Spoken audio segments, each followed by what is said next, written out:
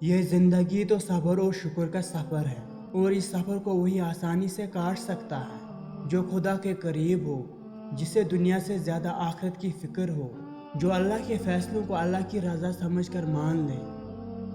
बच्चों को औरतों की इज्जत करना माएँ नहीं बाप सिखाते हैं। सिर्फ वो बाप जो बेटों के सामने अपनी बीवी की तकरीम करते हैं। वक़्त पैदा करने वाले को वक़्त देना सीखो, वो तुम्हारे वक़्त को बदल देगा।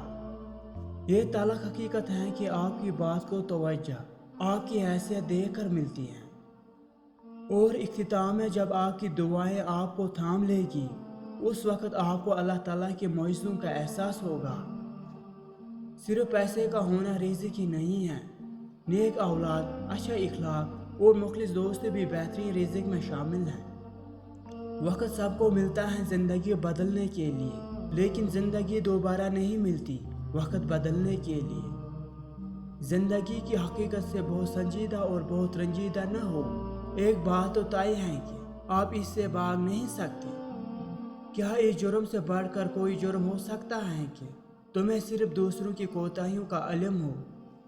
अक्सर लोग बदतमीज़ी और बदअखलाकी को साफ दिल होना कहते हैं, हालांकि ये सरासर जाहिलत के सिवा कुछ नहीं। जिसने ज़िंदगी में किसी को तकलीफ न पहुंचाई हो, वो कब्र में आराम और राहत से सोता है।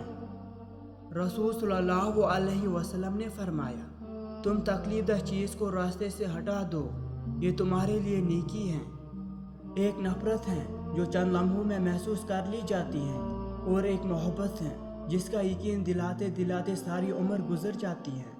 कभी कभी बुरा वक़्त आपको कुछ अच्छे लोगों से मिलवाने के लिए आता है।